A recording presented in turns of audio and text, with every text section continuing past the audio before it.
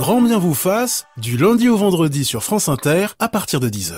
Et si les inégalités de revenus étaient le principal obstacle à la santé et au bonheur des habitants des pays développés? Et si c'était plutôt l'égalité des conditions qui faisait le bonheur et non pas l'argent? Deux épidémiologistes britanniques, Richard Wilkinson et Kate Pickett, dans leur nouveau livre « Pour vivre heureux, vivons égaux », ils démontrent de façon convaincante que les inégalités accroissent le stress, minent la santé mentale et détériorent le bien-être collectif.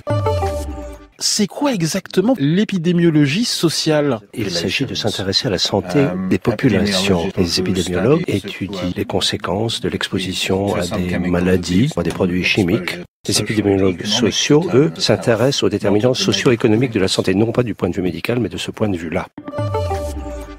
Dans un précédent livre, vous démontriez que les pays développés inégalitaires étaient en moins bonne santé que dans les sociétés égalitaires, avec une espérance de vie plus basse, des taux plus élevés de mortalité infantile, des maladies mentales plus élevées, et avec une consommation d'alcool et de drogues plus forte que dans les sociétés égalitaires. Les insécurités entraînent une augmentation très notable des maladies mentales, de l'anxiété, de la dépression, des addictions, des problèmes de poids, d'addiction à la nourriture, y compris chez les enfants. Donc un problème de santé mentale publique énorme. La mobilité sociale baisse, les enfants ont une plus mauvaise performance scolaire, il y a plus de problèmes de drogue. Et si vous regardez les mesures de créativité ou d'innovation, par exemple, les brevets par tête d'habitant, c'est plus faible dans les sociétés inégalitaires. Ça ne pousse pas les gens vers le haut en matière de créativité et d'innovation. Dans ces sociétés, on s'entend beaucoup moins bien, on se montre moins amical, on préfère rester replié sur soi, et ça a donc un impact sur le bonheur collectif. C'est un polluant social collectif. En effet, l'inégalité nuit aux relations sociales, on participe moins à la vie communautaire, ça nuit à la confiance que l'on s'accorde les uns aux autres. Si vous regardez des pays comme l'Afrique du Sud, où les inégalités sont énormes, on s'aperçoit que les gens ont peur les uns des autres. Ce sont des gens dont les fenêtres sont équipés de barreaux et où les jardins sont barricadés, où les gens ne sortent pas la nuit pour manque de sécurité. Alors on peut regarder aussi comme indicateur la proportion de gens qui sont dans le gardiennage ou la sécurité. Nous nous protégeons les uns des autres parce que nous avons peur les uns des autres. Et quand vous regardez le nombre de gens qui travaillent dans ces métiers-là, évidemment le nombre est croissant lorsque les inégalités sont plus grandes. Lorsqu'on se sent jugé, on peut également réagir en essayant de faire des efforts pour mieux se présenter. Donc là, on essaye de s'améliorer. Alors, on est dans le narcissisme. Et là, ça entraîne le consumérisme. Il faut faire montre de son élégance vestimentaire ou de certains comportements, certaines possessions. On aura tendance à consommer plus et acheter des biens de visibilité sociale, par exemple. Ça, c'est accru par les inégalités. Justement, le point de départ étant l'insécurité. Ce qui entraîne d'ailleurs ces phénomènes d'hyperconsommation, qui entraînent aussi des problèmes environnementaux énormes. La vie communautaire se délite, nous avons moins l'esprit public, nous sommes moins conscients du bien public. Le recyclage des déchets se fait moins. Si l'on regarde l'opinion des dirigeants d'entreprise dans les sociétés inégalitaires, on s'aperçoit que ces gens-là sont moins préoccupés par l'environnement. En réalité, les inégalités exacerbent les choses et on se sent moins concerné par le bien commun. Vous montrez que les inégalités affectent la grande majorité des populations et pas seulement la minorité pauvre. L'inégalité a un impact plus fort sur les pauvres, mais tout le monde est touché. Dans les pays égalitaires, on voit une meilleure espérance de vie, on voit moins de victimes de la violence, les enfants se portent mieux à l'école, l'éducation est meilleure, il y a moins de consommation de drogue.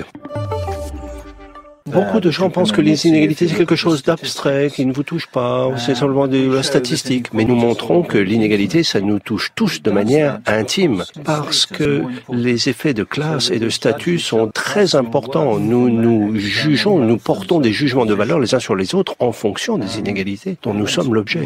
Il y a aussi cette tendance que nous avons à nous inquiéter de ce que les autres pensent de nous. Est-ce que les gens pensent que je suis intelligent, beau, ou est-ce que je suis un imbécile ou yeux des autres est quelqu'un de moche. Nous sommes tous très sensibles au jugement des autres. Nous nous connaissons par le truchement des autres. C'est à peu près naturel que nous nous percevions par les yeux de l'autre. C'est vrai pour tous les êtres humains. Mais nos insécurités sont accrues par les inégalités, parce que l'inégalité nous fait penser qu'il y a une valeur plus grande chez certains. Qu'est-ce que les gens pensent de vous? Qu'est-ce que les gens pensent de moi? On attache de la valeur des gens et ça, évidemment, ça génère des insécurités.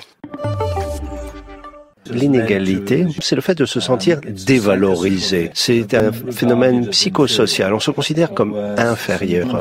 Il y a des inégalités horizontales et des inégalités verticales. Et il y a des différences entre ces formes d'inégalité. Dans un certain sens, il s'agit de valorisation des individus. Les différences de revenus, la hiérarchie sociale et ainsi de suite, c'est la grande dimension de la façon dont on se sent valorisé dans la société. Et il y a des inégalités, notamment dans la rémunération entre les hommes et les femmes. Il y a aussi des inégalités s'agissant des facteurs ethniques, par exemple. Et ces inégalités s'expriment dans le champ économique. Mais encore une fois, j'en reviens à cette question de dévalorisation. On se sent dévalorisé. On a tort de penser que les processus à l'œuvre sont différents. Parce que dès que quelque chose devient un marqueur d'infériorité, qu'il s'agisse de facteurs ethniques, de la langue que l'on parle ou que l'on ne maîtrise pas, ou alors de croyances religieuses, cela attire le même genre de stigmatisation. Donc tout cela, ça procède des mêmes causes et des mêmes effets. On a tendance à penser que l'inégalité, la concurrence, tout ça, ça procède de la nature humaine. En réalité, il y a deux natures humaines. Il y en a une qui est pré-humaine, donc là, on est dans la domination, le classement et ainsi de suite. Chez les cueilleurs-chasseurs, on retrouve ça aussi. On parle d'espèces qui sont à 90% identiques aux nôtres. Donc, il y a un partage de nourriture, des échanges, d'offrandes, et ceux qui sont devenus dominants ont été rejetés par le groupe. Les femmes ont déjà une rémunération qui est en moyenne inférieure de 20%. Elles ont accès à moins de promotions. Or, on sait que les femmes sont plus souvent victimes de dépression, souffrent plus. Elles sont de fait en charge de l'éducation des enfants. Et on peut se poser la question de savoir si ces inégalités n'ont pas un impact social beaucoup plus vaste qu'on ne l'imagine sur la société dans sa globalité. Parce que finalement, elles n'ont pas l'accès au même parcours que les hommes. Ça se traduit par de la souffrance, par de la défiance, par de la peur, par tout un tas de comportements qui sont pas forcément très rationnels et qui restituent sur l'éducation et qui font qu'il y a une déclinaison dans le temps de ce comportement. Or, c'est la moitié de la population du monde, les femmes.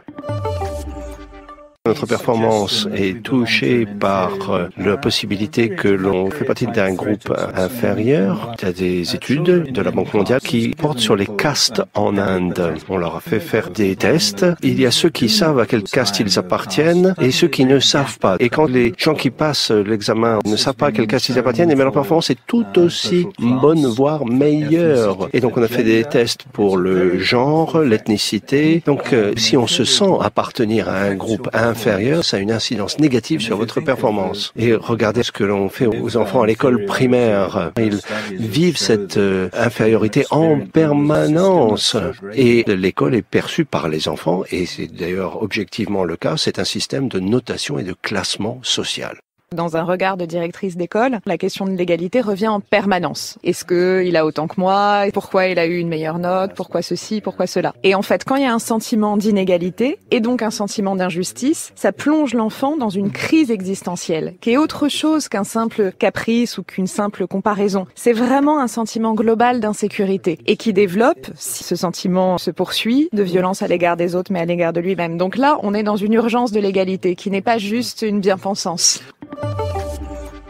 Comment expliquer ces liens entre les inégalités et les maladies mentales, anxiété, dépression? Lorsqu'on a le soutien d'amis ou de famille, ça valorise et ça a des conséquences positives sur notre santé mentale. Désormais, nous comprenons comment certains troubles mentaux sont corrélés à des problématiques de domination et de subordination. On peut parfois accepter sa infériorité. Vous êtes incapable de faire telle ou telle tâche, mais à ce moment-là, vous vous mettez en retrait de la vie sociale. Et c'est là qu'est générée la dépression, par exemple.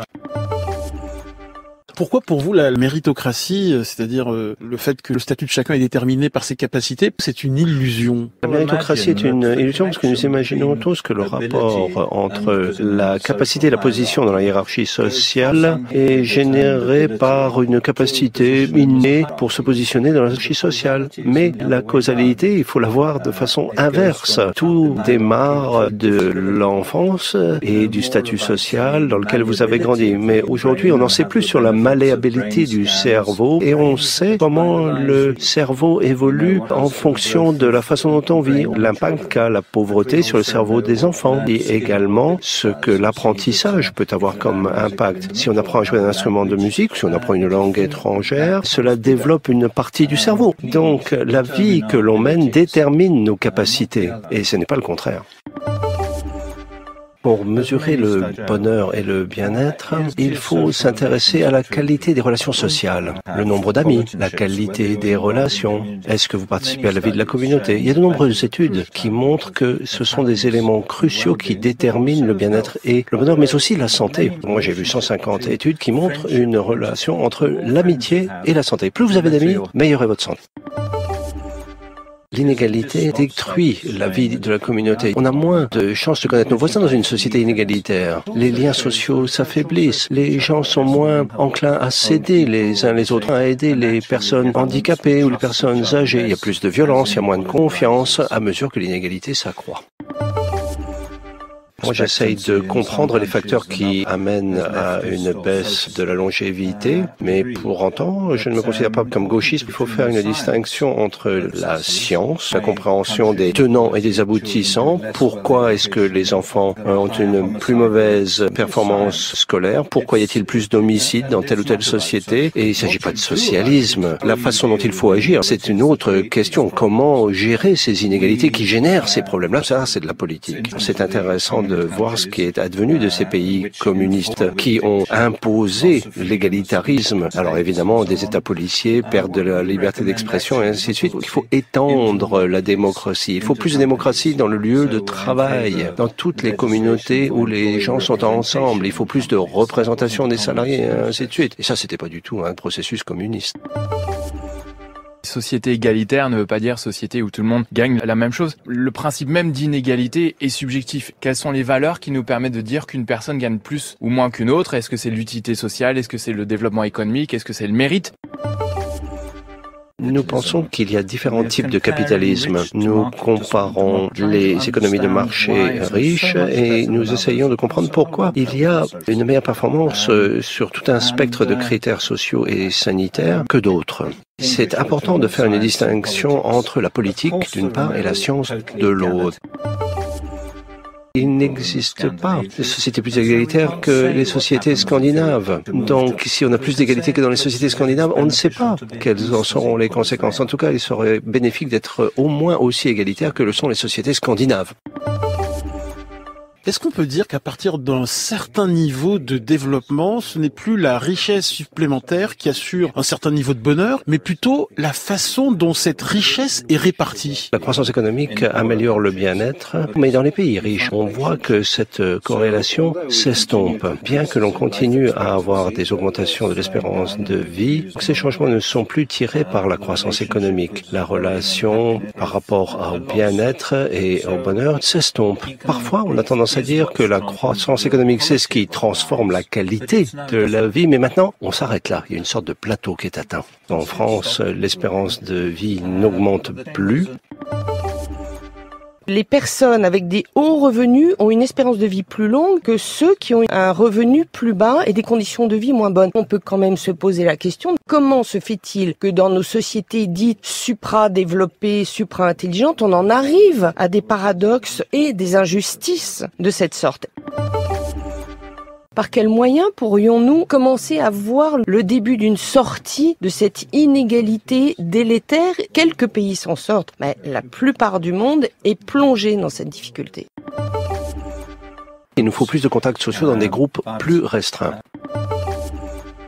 Les gens les plus heureux sont ceux qui adhèrent à des valeurs intrinsèques plutôt qu'extrinsèques. C'est-à-dire la capacité à définir par soi-même là où on souhaite aller dans la vie, plutôt que de définir son bonheur par un statut social, une rémunération, une place dans la société.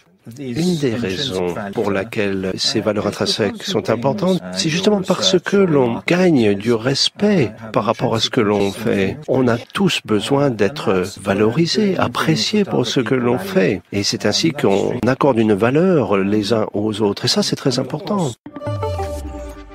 L'évasion fiscale et les paradis fiscaux, il faut s'attaquer à ça. Mais les inégalités croissantes résultent surtout de l'accroissement spectaculaire des revenus des très riches. Il y a des différences énormes de salaire entre les dirigeants et les ouvriers. Jusque dans les années 80, le PDG gagnait 30 ou 40 fois plus que l'ouvrier de base. Mais dès les années 2000, cette différence a augmenté. Et maintenant, on est à 300 ou 400 fois plus. Et ça, c'est délétère pour la performance de l'entreprise. C'est démontré. L'argent revient aux actionnaires et en réalité, les actionnaires gagnent plus dans les entreprises où le PDG est moins rémunéré que ceux qui le sont beaucoup plus que les ouvriers de base. Tous les problèmes que l'on retrouve en bas de l'échelle sociale s'empirent lorsqu'il y a une augmentation des différences de revenus.